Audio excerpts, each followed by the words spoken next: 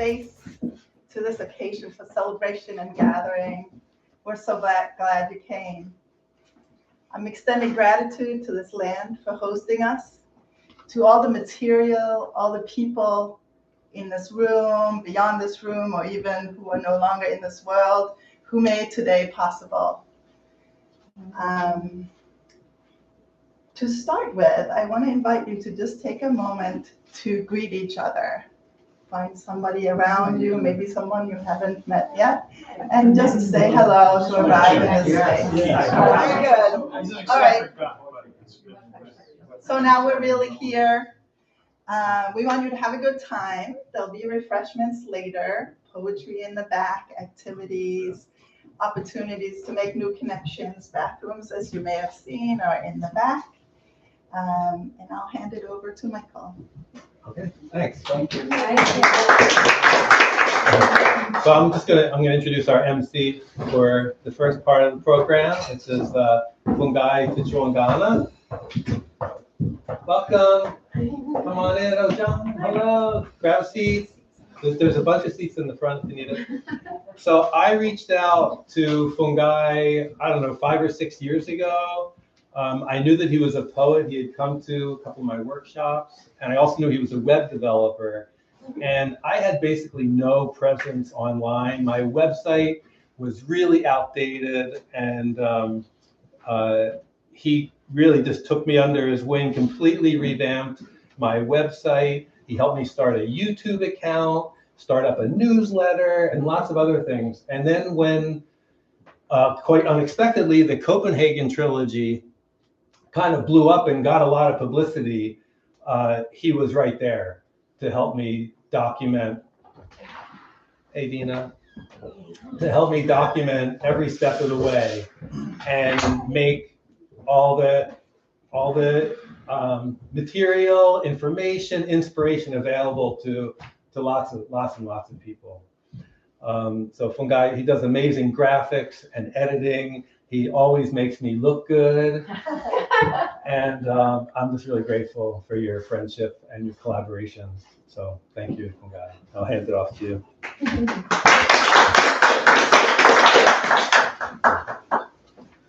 Thank you, Michael. And welcome, everyone. Good to see lots of familiar faces, some new faces, old friends, new friends. When Michael asked me to come and be MC at his book launch, I was like, yes, definitely. And there's a bit of history to this because the last 2 or 3 launches he has had, I've been out of town.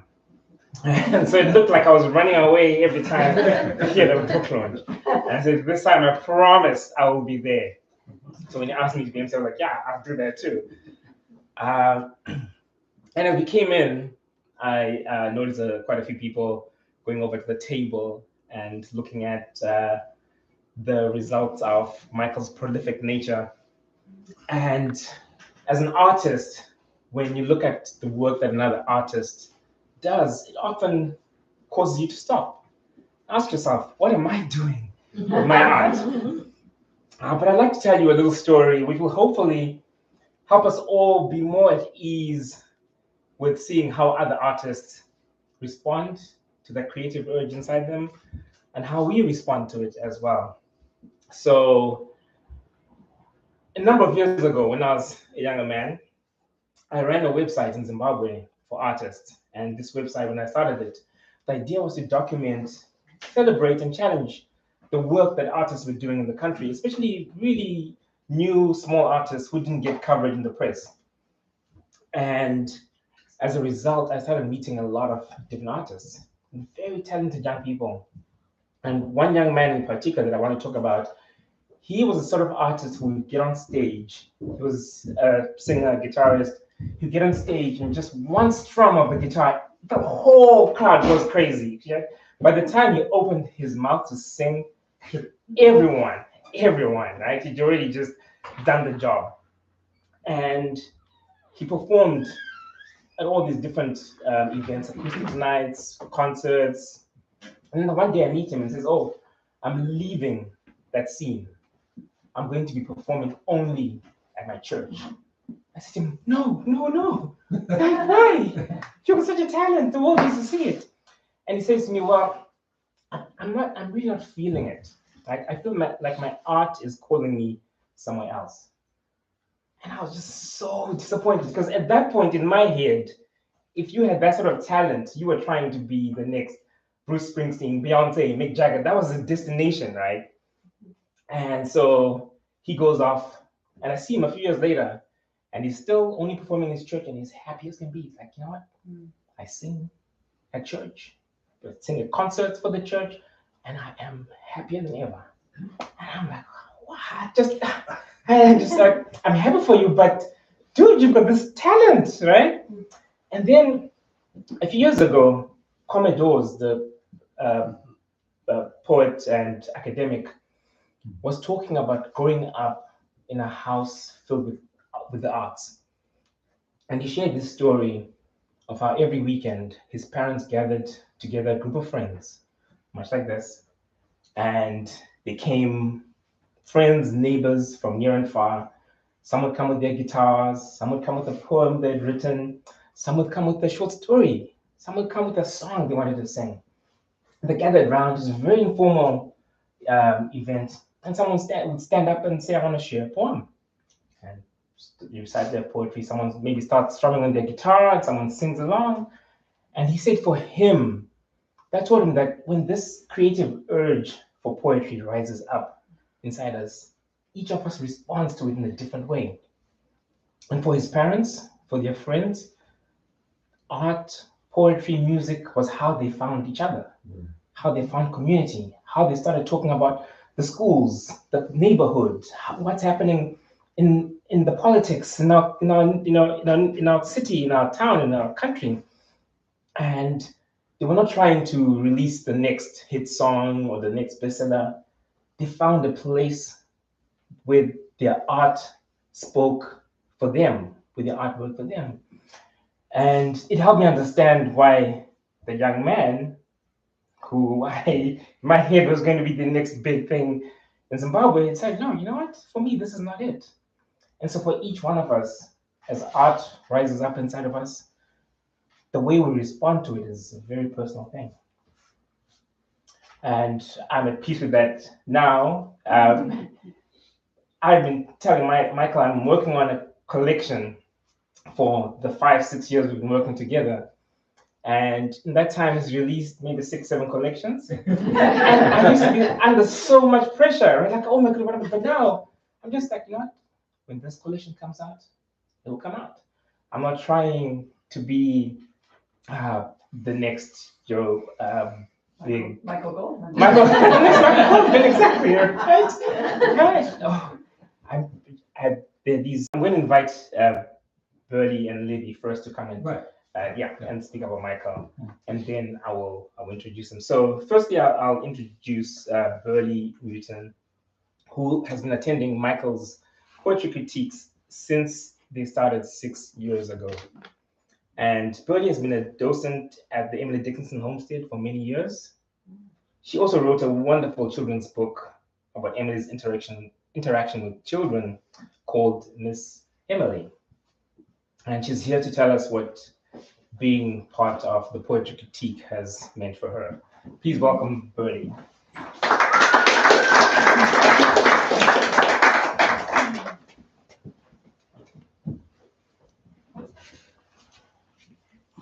Always nice to just pause and take in these faces. So Michael once told us in the poetry critique group, the poetry meetup, that when he reads a poem publicly, it's like extending a handshake, which was just such a wonderful piece of information for me to have as I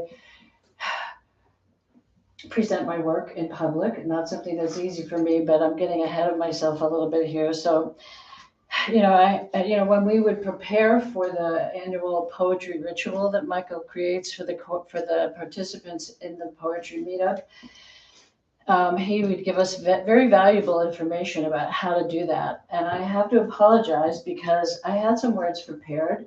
I have been preparing, but About an hour ago, this poem came through, and as you poets in the audience know, sometimes that's how it happens. So we'll see how it goes.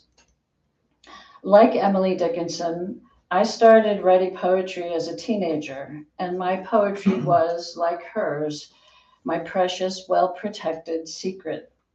For most of my life, very few people even knew that I was a poet. Even fewer ever saw or heard one of my poems. I was putting my soul down on paper, much too dear to share. But during the early months of the pandemic, when I saw that Straw Dogs Writers Guild offered an online poetry critique group, by now, of course, I'm in my 70s, I decided that it might be safe to read a poem in my living room to a screen of other poets. If not then, when? I was terrified. But Michael is not only a gifted poet and translator, he's a gifted teacher who knows how to create a safe space in which risks can be taken and growth as a writer takes place. How many of you here have participated in the poetry meetup? I see a number of faces. Yeah, so you know that it's not just a monthly chance to be part of a community of poets working seriously on the craft through respectful, pertinent feedback that helps us reshape our work. It's the wisdom that Michael shares after the break, his 5-minute lesson, which, like a poem, is spare and it carries a punch that helps us improve. One adage of his that's stuck in my mind as I write and revise is the notion that a good poem has both grit and grace. So thank you, Michael, for helping me improve my work, present myself and my work to the public, and for being such a meaningful teacher.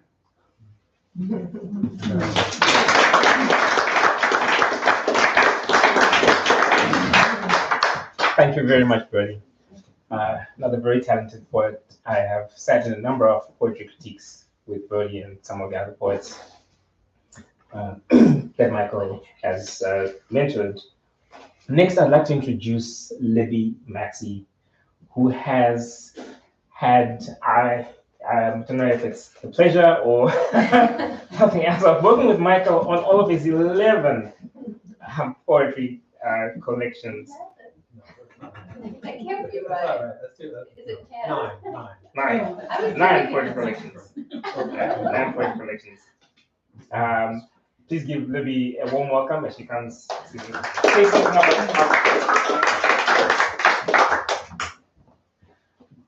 I love it that there's confusion about just how many original Michael Goldman poetry books there actually are, because about 2 years ago, maybe, I started to lose track. Like, I could no longer remember how many manuscripts there had been or how many years we worked together. I would have guessed that it's about 7 years, and I did guess 9 correctly this time. But when Michael has a file of about 150 poems, he sends it to me in a big heap, and I winnow it down by half and arrange the poems and give back to him a suggested book from that heap of 150. In our years of collaboration, I've seen Michael write increasingly long poems and increasingly concrete stories about the places that he has visited and the people that he has met along the way and their particular stories and historical events and the people for whom those are real personal experiences.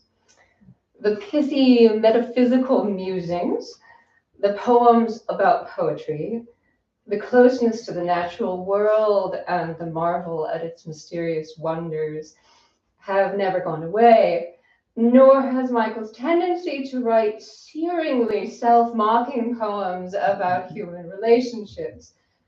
There is warmth in his relationship poems too, though, not just cleverness.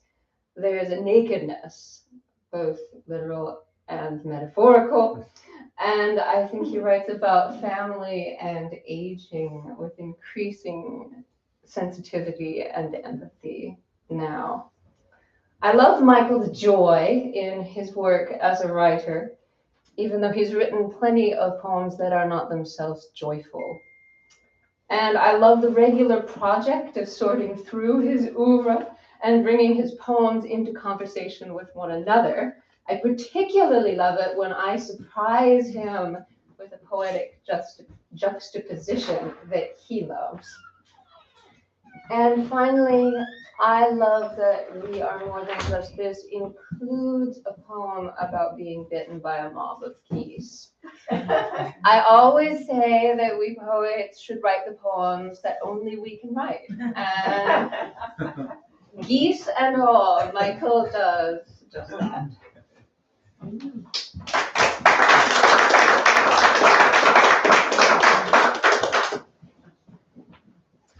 Thank you, Lily. Geese and all. So before I ask Michael to come up, I'm going to do a little introduction and talk about what it's been like working with him. So as I was thinking about what I would say, I figured a good way to show what it's like is to just do a quick run through of the number of requests to upload books on his website that we've had. I started in July 2021.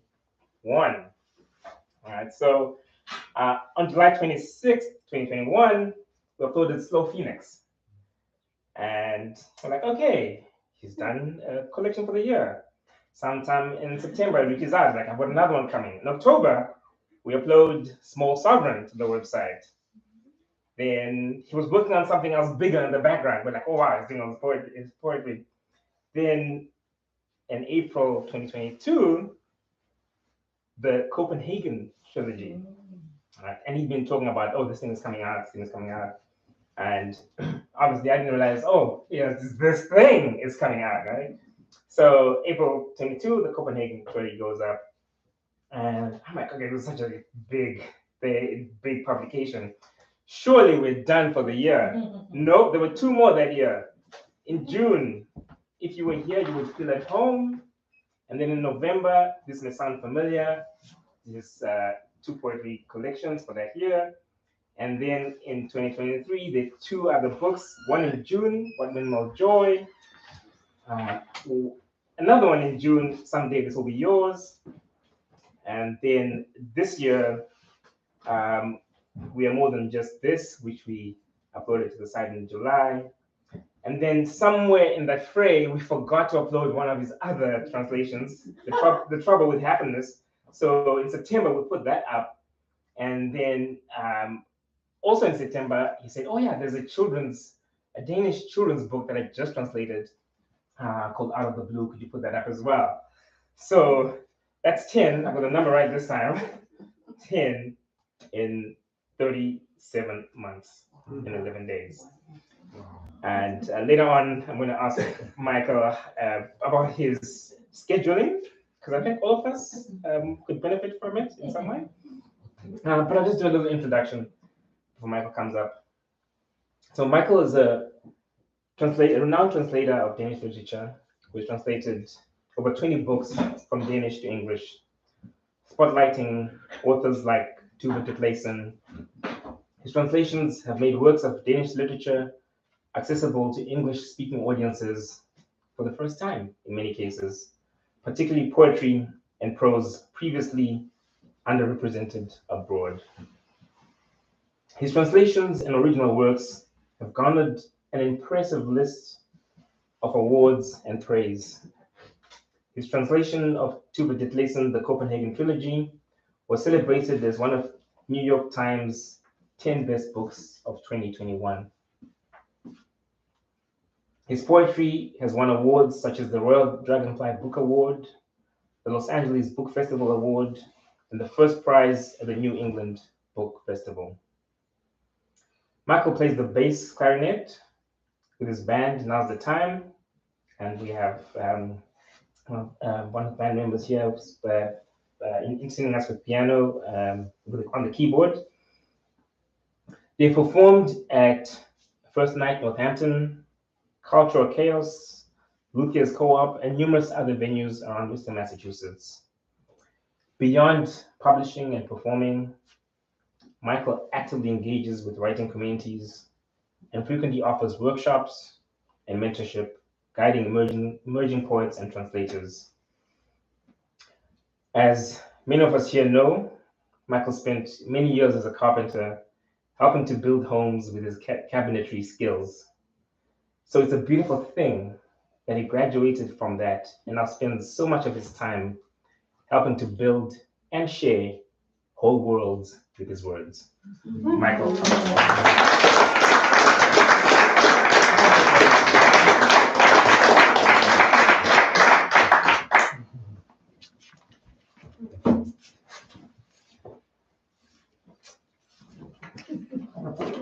So it was a really cold night in January, about 12 years ago, when I arrived at the Community Music School in Northampton on South Street to rehearse with my band. And I was there a little early. And our guitar player was also there a little early. And I said, Mark, how was your week? And he said, it was awful. What happened? My son's best friend was in an accident and died, and he was like a member of the family to us. And I immediately went to my own memory of a few years ago. Before that, when I was living in Maryland, my best friend and carpentry partner, Henry, who loved boating, was in a boating accident and died. And so I knew what it was like to lose someone suddenly, just from one day to the next. And so I told him that I had a sense of what he was going through.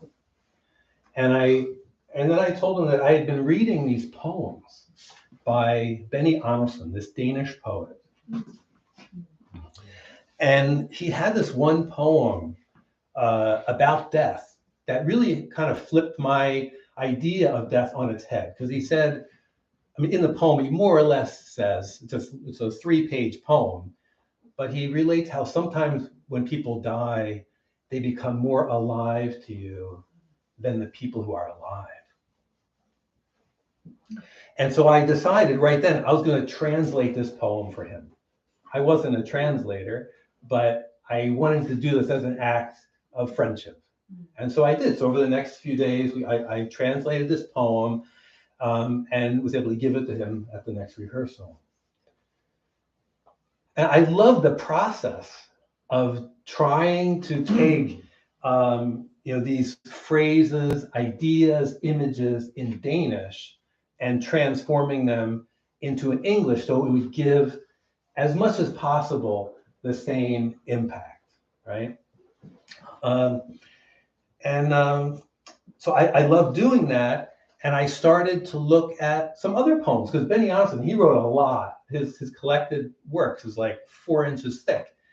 And there were so many of them that I thought were brilliant and funny and deep. And so I started to make draft translations of them too, because I thought, well, I shared that one with Mark, but I think a lot of my friends and family would enjoy some of these other poems. So this hobby that I adopted started to grow. I communicated with Benny, this star national poet in Denmark, ended up translating about 300 of his poems, and was able to publish my very first book, which was Selected Poems of Benny Andersen, dual language, English facing Danish. And that was just such a thrill for me to be able to take something that I loved and then bring that into real life for the people that I cared about. And for him, because he was my favorite. I gave notice at work My boss said, no, you'll be back. But I know, I gave 6 months notice.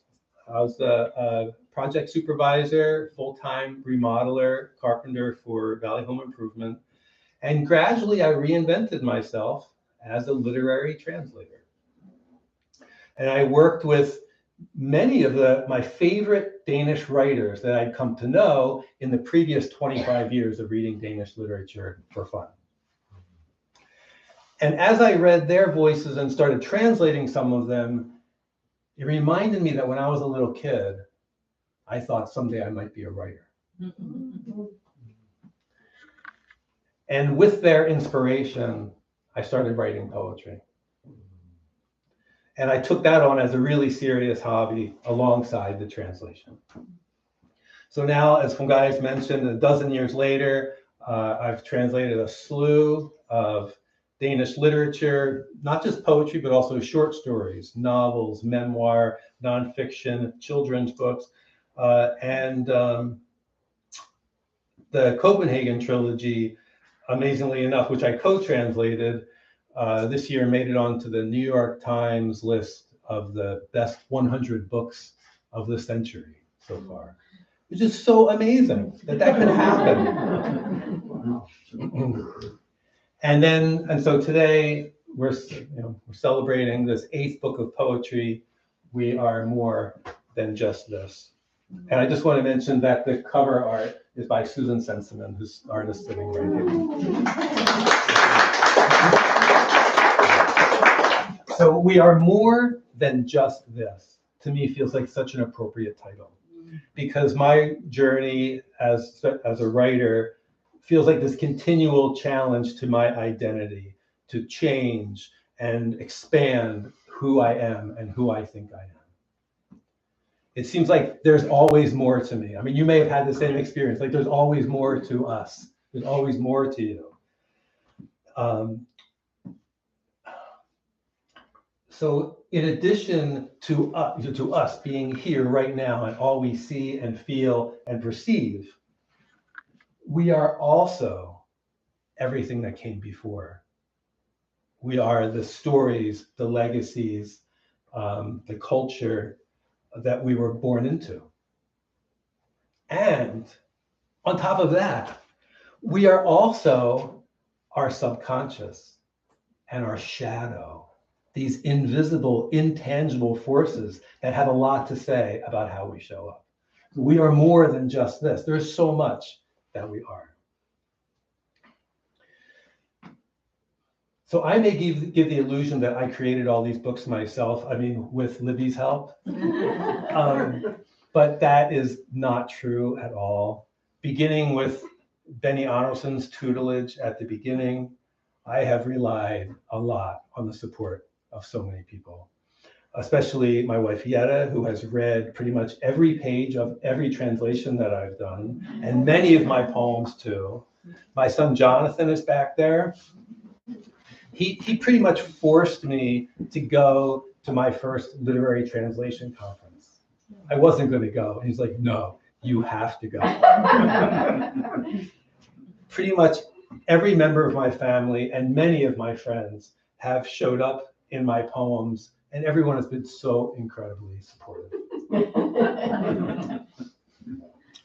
I have to give thanks to the Danish authors, many of them deceased, some still alive, who trusted me with their words, gave me permission to practice on them and to develop my craft and promote them in a place far away.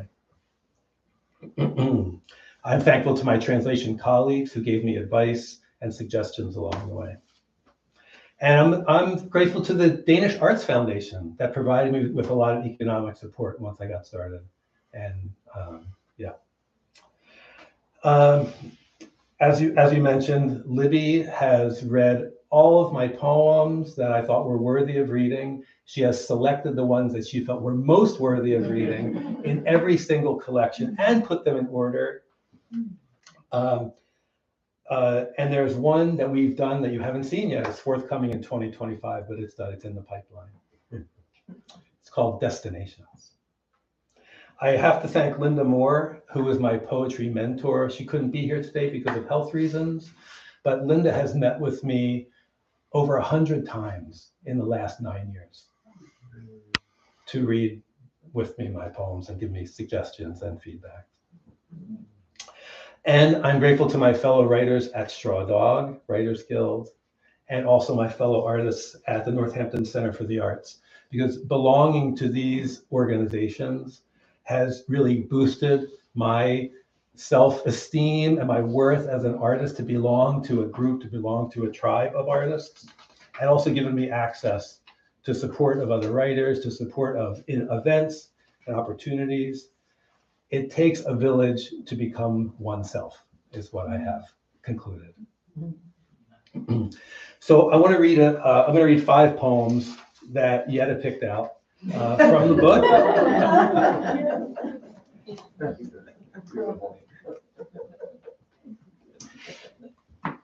She wanted me to pick ones that I hadn't read before. So let's do that. And this first poem is one of those family poems that I was mentioning. First time.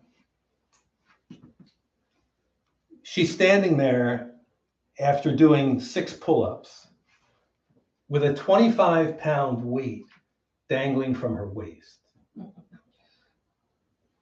I'm visiting my son and his fiance. She weighs 115 pounds. We're in their garage. I've never seen their workout routine before. And looking at the bar, I wonder, could I even do 1 pull-up? I think I can, but I'm too self-conscious to suggest trying. She says she wants to try 45 pounds for the first time. And my son says, that's pretty heavy, you know. And I don't know what to think. As she wraps the belt around her waist, slips the chain through the center hole of the big black plate, clips the end link back to her belt. She stretches to the bar, hands facing her. I can sense the weight to overcome as she takes a tiny hop, lifts her feet, her legs, her hips, her torso, her shoulders, her face, her chin above the bar for a few satisfying seconds. The weight hanging like a minor annoyance. Still in control, she eases back down.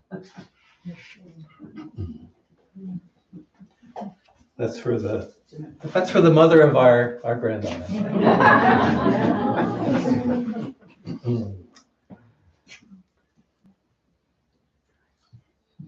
Joy. Joy. You practice something you love. You spend time with someone you love. You visit some place you love. And it's never exactly the same. Sometimes a letdown. Sometimes similar to before. Sometimes, rarely sometimes, the experience takes off in its own direction. And you're swept up as on a wave or by a wind with a surprised, irrepressible smile, because it is happening right this moment. And here you are, part of it, riding it for as long as it lasts.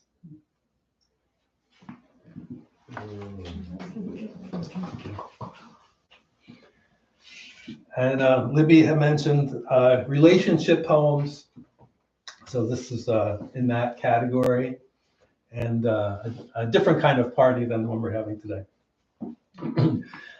Invitation. We're having a party. And the guest list is that part of you that needs something from me, and that part of me that needs something from you. They've been best buddies all these years, coming between us for better and for worse, working harder on our relationship than ourselves until now, when we're ready to celebrate all they've done. There will be dancing around various topics, sentimental music, decorations, finger foods, and mixed drinks.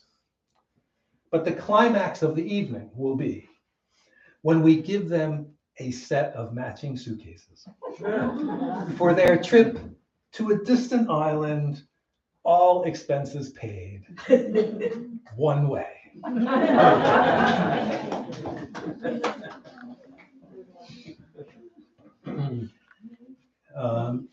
And I guess this might fall into the category of one of those poems about poetry.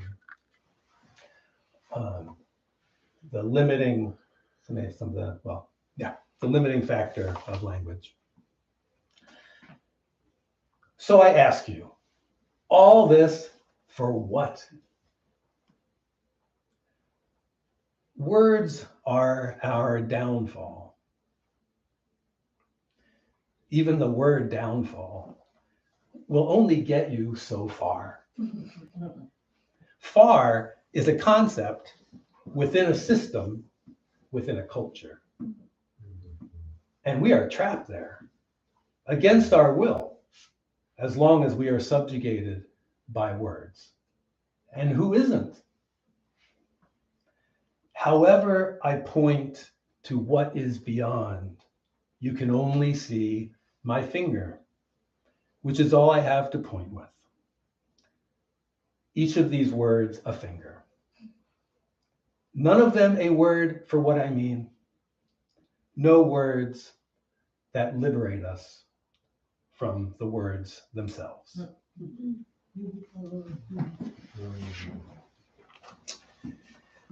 And then this last poem I'm dedicating to the memory of Knut Sørensen. I translated 3 books by Knut. I think there's 3, 2 poetry and 1 short stories. And he was a friend of mine, and he died 2 years ago. And this was written shortly after that. So this is to the memory of Knut Sørensen. And it is the title poem of the collection and the last poem in the collection. That day arrived for Knut Sørensen. We do not come from nowhere.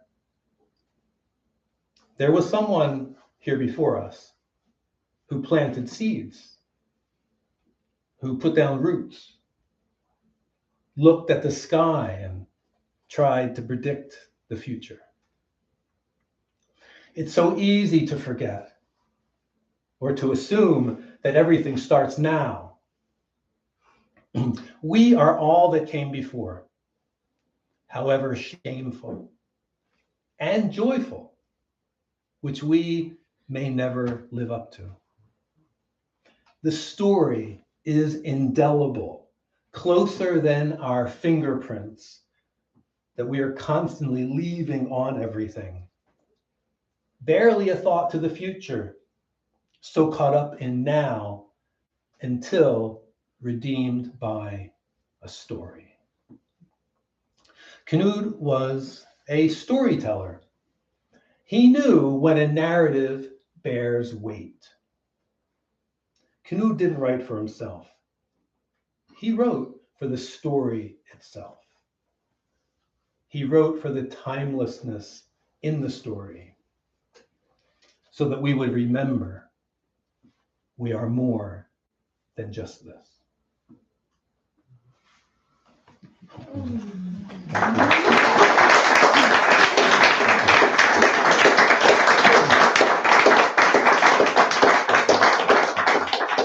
So I'm going to invite Fungai up again, and we could have a little conversation, and you can also be part of that conversation. Here comes Shell. I'm so sorry, Dennis. I know, conversations this village today. And the beautiful thing about events like this is getting to meet other people and getting to know them. But there'll be lots of time for that in about 15 minutes, maybe 20 minutes. But first, anyone want to share something, a little story, a little anecdote, maybe something you heard just now, something that you've experienced in your time knowing Michael? I've got one. Can I come up and do it? Sure, Tommy, come on up. I gotta see if it's on this. I never read off the stupid phone thing. It's a terrible idea. But I hate doing it. Give me a second. Talk amongst yourselves for a second. All right, why do you think that anyone else? While I'm just pulling this up, yeah, pull somebody up. Yeah, I'll be quick. I am a visual artist and I write and was very grateful to take Michael's critique group. That's how we met. Well, I'm going to tell you something that no one else might know about Michael. He looks at art really fast. I mean, he's a dream He's of efficient. a person to come to a studio because he doesn't kind of like hem and haw and make me feel uncomfortable. He goes, whip, whip, whip, that one. That one.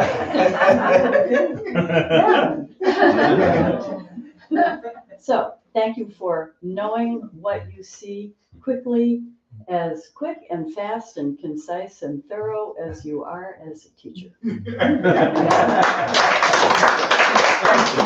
much. I'll tell you something else. He also looks at poetry very fast. You know, poetry critique groups. No, we thought the way it works is you, each poet reads a poem, and you have a round of saying one thing that you like about the poem, and one thing that you would improve if it was, or you would change if it was your poem. And sometimes I'm looking at the poem like, what? I don't know what to say about this poem. Michael already has 100 points. It's like, I'm like, wow, how do you do that? So, yeah. Tom, are you ready for it? No, this is That's terrible. I hate All right. it. It's embarrassing. I shouldn't say it. I'll just very quickly say from another part of his life, I hike with Michael. We've been hiking for 20 years or more, and he's a very fast hiker. I can barely keep up with him. All right. This is spotting a trend here. So, Tom, do you want to? So, Michael and I are going to have a quick Q&A. Keep going, yeah, keep You going. could. We'll give you. Maybe this chance to will speak. work out something. If I say something. Yes. Yeah. Right. Okay, I'll just stand here so people can hear me. So, Michael was a part of my reemergence, not as a writer, which I've always been, but into writing communities, because I had a funny, not this position that you would think is terrible or anything, but I mean, I published a bunch of books maybe 15 years ago with like the big guys. And then I got blackballed by the big guys because I didn't sell enough copies of books. And then I felt like I didn't have a home anymore in the kind of emerging community or in the big guy community. And I felt very, very lost. And I think I kind of found my way back by, meeting people in straw dogs and just saying, and I'm very, very shy in social situations, although not speaking in front of a group, just like small talk.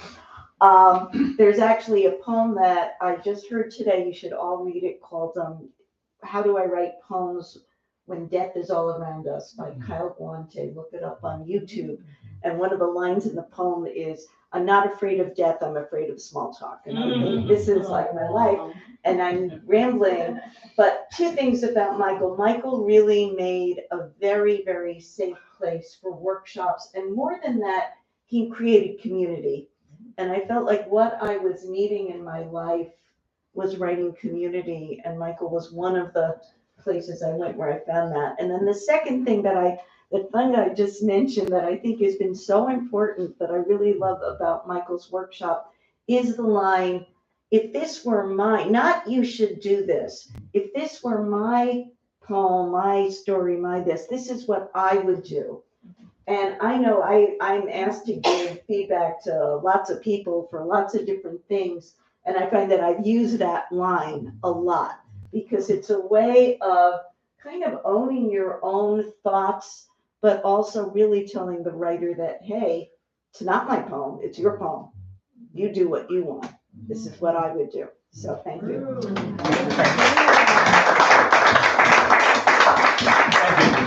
Okay, there's some.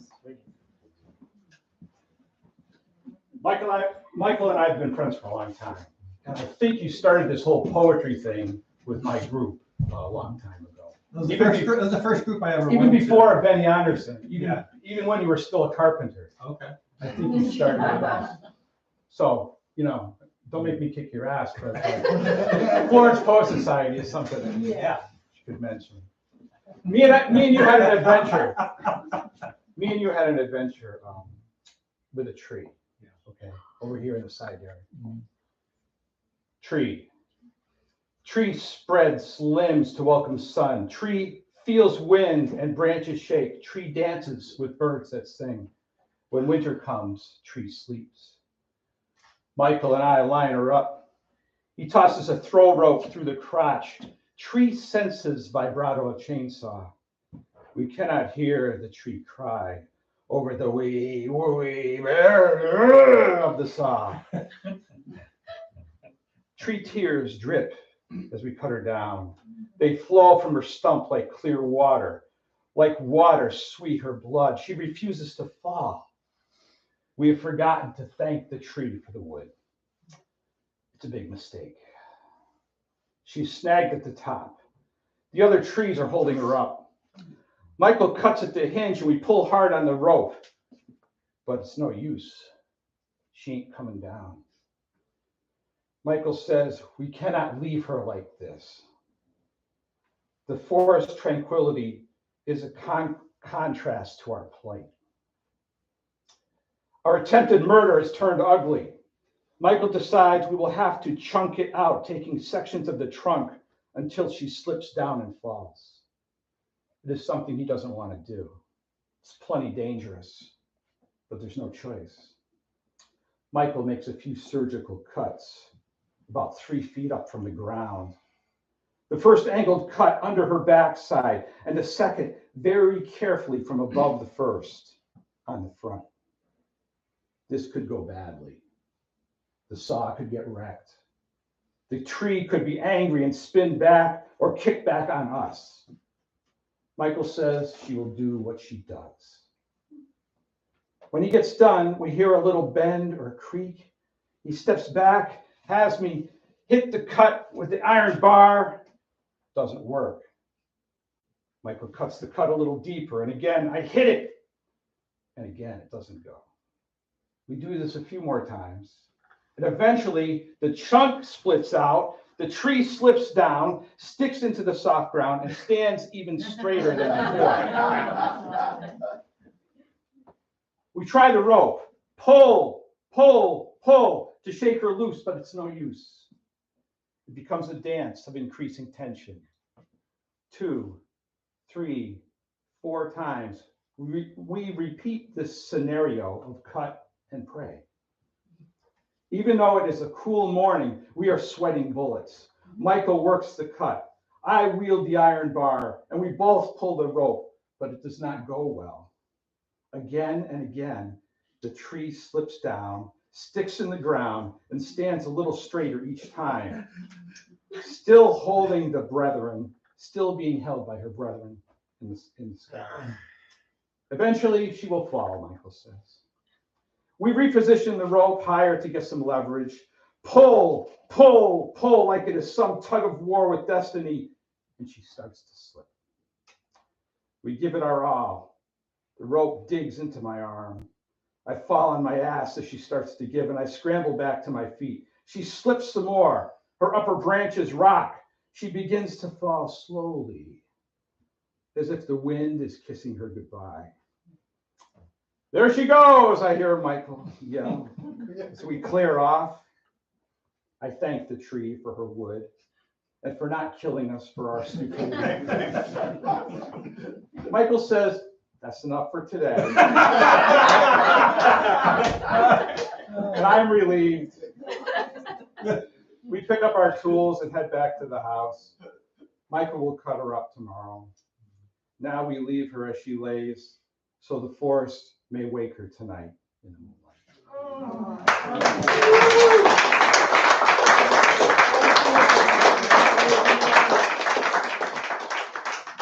Beautiful. As someone said earlier, the poem only you can write. That's great.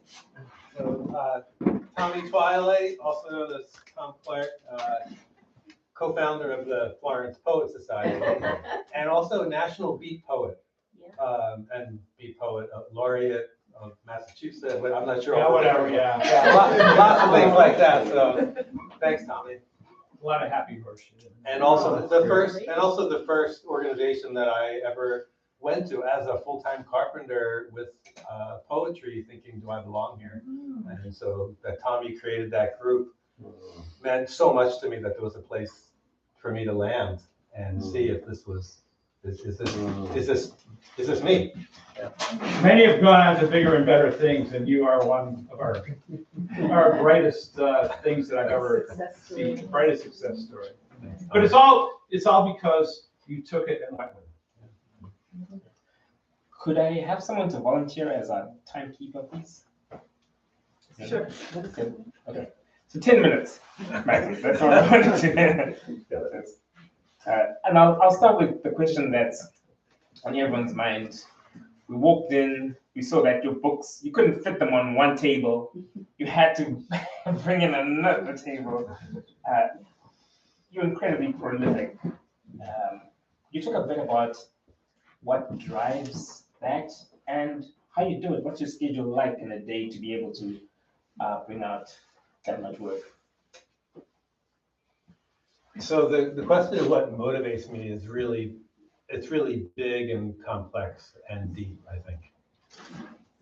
And what motivates us to do anything that we really love. That it's work, but it didn't feel like work because it's what I wanted to do. It's really what I wanted to do.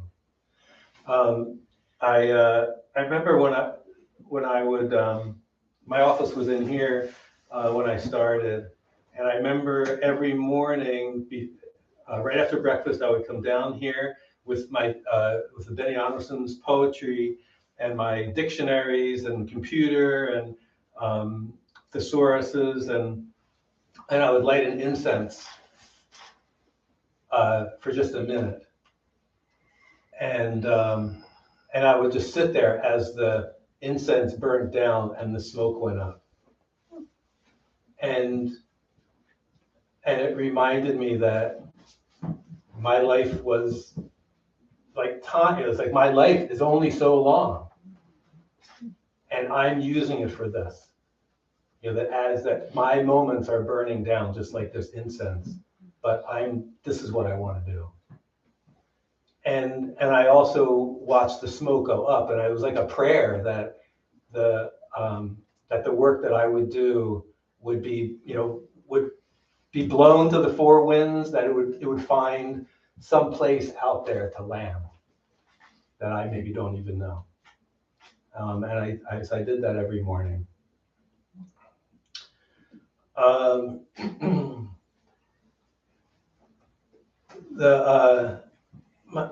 My attraction to reading literature was when I would recognize myself in it. Sometimes I would my little logo is a guy looking at a book, and the book has like a face.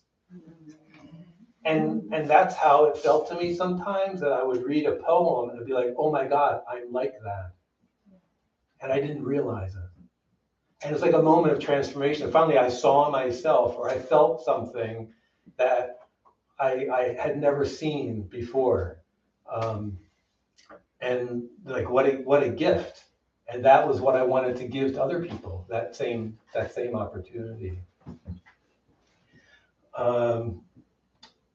Around my poetry practice, I'm like, Yetta has said to me many times, you should never talk to anybody about being disciplined.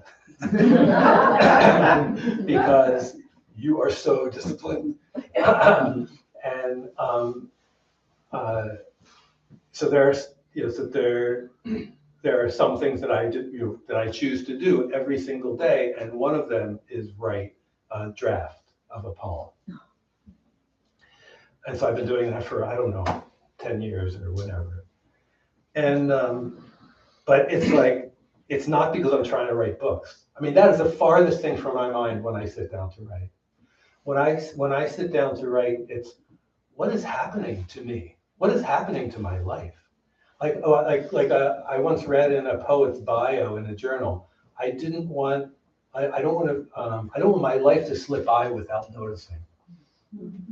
And those few minutes is my chance to like try and pry my soul ajar for just a few minutes and see what's in there. And if I can get a few words down, then it'll be like a relic, something that I can remember, something that I can share with other people that may have meaning for them too. Maybe they were in a similar place at some time. I don't know. But what also happens in that moment is this alchemy, because it's not just me. It's that I'm opening the door, but I so often feel met by some presence, the muse is what, we tend to call it in poetry. It's like I'm writing and I'm being met by some mystical creative force that is also acting through me at the same time. And I feel the energy of the words coming out on the page and until they're done. And then I close the book, and I generally don't look at it for a year. Until I'm ready, until I eventually make it through and I'll look at it and see, is this a poem? Can this be a poem? And then the stuff that people talk about, revising and how do you make it so that it can work as a poem, then that comes in. But, so that's, a daily practice for me. And yeah, they build up, they pile up. Does that answer your question? Yes. It does. The discipline part, I think, deserves a whole workshop on its own. There's so many things that get in the way. But I just want to go back to when you told us earlier that you handed in your resignation at some point after falling in love with poetry. Now, before a bunch of us rush home and write resignation letters, can you tell us what that process was like of coming to a point where you thought, you know what, I'm done with this. This is what I want to do, and the bills, etc. This is, this is going to take care of the bills. What was that process like? So I've been very privileged to have that choice that I could do that and not have a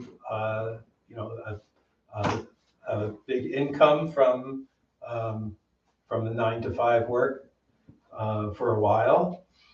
I also had back problems from carpentry, which is like, it's just, I'm a small person and it's not really hard work. And I had several of those. So, and then as I mentioned, I had fallen in love with this craft, and I didn't know where it was going. There was a lot of uncertainty about I had no idea that we would be sitting here 10 years later and there would be 25 books over there. I had no idea. I had this one thing. It was really this one, all this kind of happened organically. I never had a plan. I just did the next thing. It's like, oh, I want to do, after I started working with Benny Andersen, it's like, well, Knut Sørensen and Marianne Kaluta Hensen, those two Danish poets, like, I want to work with them now. And it was just one thing at a time, and then my own poetry started to come up, and it was just, I feel like I still don't have a plan. I really don't know what I'm doing next, but I keep writing, and I keep trying to make myself available to the writing community. Attending events, volunteering. Well, we know at least you have the plan of waking up each morning and writing. That's all. So, yeah, which is great. Which is something that a lot of creatives struggle with, showing up to produce the work they want to produce. You've spoken quite a lot about the influence you've had from Danish poets. which poets do you think that every poet should read, and which other poets have influenced your poetry and writing? Yeah. So those three Danish poets, they're like, I feel like they're my, I don't know, they're my, I'm in their lineage, right? It's like Benny Anderson, I feel like my 10 days with Benny Anderson was like, that was my MFA in poetry and translations, like that was it, you know? So Benny Anderson, he gave me the gift of precision. You know, these words were chosen for a reason. These are not arbitrary. And also humor. And I think self-effacement, or, you know, like it's okay to make fun of yourself. Knud Sørensen is the connection to the past. To bring in the past. And because there's so much that we don't even know about ourselves until we start looking. And also his connection to nature was just incredible. He would go where I write in my bedroom, but he would go down to a bench by the fjord out near his house, and he would receive poems from the fjord. And then the third poet, I don't have her picture up here, but her book's over there with her picture on it, Marianne Knude Hansen. She was more a confessional poet, and she was manic depressive, and she wrote about just what a struggle it is to be alive, you know, just like, and how it doesn't even have to be trauma with the big T, but like little things. I mean, there's things that we struggle with every day, and to just mention it, you know, is like taboo in a lot of circles, right? But in poetry, you can put it down. It can be hard, but get it out there, and it's okay. And sometimes that's what makes a poem good, is that it shows you're vulnerable. It shows that you're not more perfect than anybody else, and we're all in this together. You know, like that kind of a thing. It's like that hand, you know, Burley says, kind of like reaching out a hand to the audience. And so the ability, so I feel like she gave me permission to write about those less flattering parts of myself. Yeah.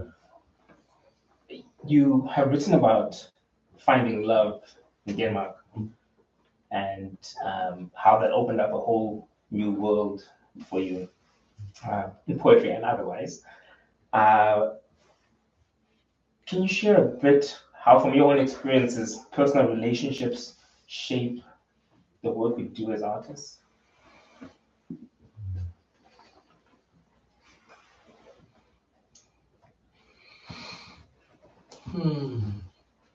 Well, let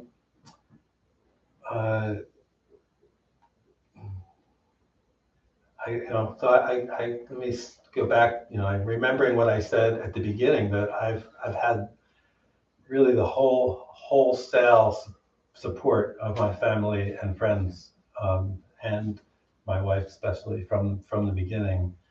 And I don't know what I would have done if I didn't have that. You know, it probably could be really discouraging to try and create something and it feels like nobody's behind you. So I feel grateful. I feel privileged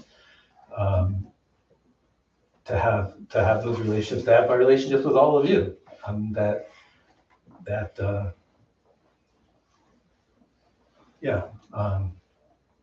It feels worthwhile, to do it again. Yeah. Thank you for sharing that. And you've spoken about how you wake up and have a writing practice each morning. I'd like to find out how you balance that with the other creative things you do. So translation, music, gardening, Tai Chi, and other things that we may not know about. Yeah. So Yeah, this will be the last one. Yeah. I don't know who's timekeeping, but we've reached it. Yeah. So Yes, I think yeah. So pretty much every day I want to draft a poem, practice Tai Chi, and practice music. And I can't say 100%, but I mean, like, by and large, that's pretty much what I have those. And I know if I go to bed at night, if I didn't do one of those things, I know I didn't do it. But I pretty much almost always achieve them. And they each give me something else. I mentioned about the poetry. It's like, so my life doesn't slip by without noticing. Tai Chi it's sort of like doing something that almost has no point to it. It's like, here's something that I have no idea what this is good for, but it forces me to stop, to move slow, to pay attention to my thoughts, pay attention to my body, and just that, it seems to make everything else go better somehow. I can't explain it. I mean, that's poetry right there. It's like you can't necessarily explain it or understand it. And then music, although with Tai Chi as well, it's like there's this experience of the senses. There's the hearing and the body and the rhythm and the immersing myself in music each day. This acute paying attention to the note before and the present note and the note after. That also is this this diligent practice that I can't explain exactly how it all connects, but it just means so much to me, and I love it. Thank you. It goes back to the discipline you spoke about earlier. Yeah. A lot of us, me and most will struggle. Yeah. But thank you so much, Michael. Thank you for being an inspiration and a mentor to myself and other people here. And thank you to everyone. We're going to do.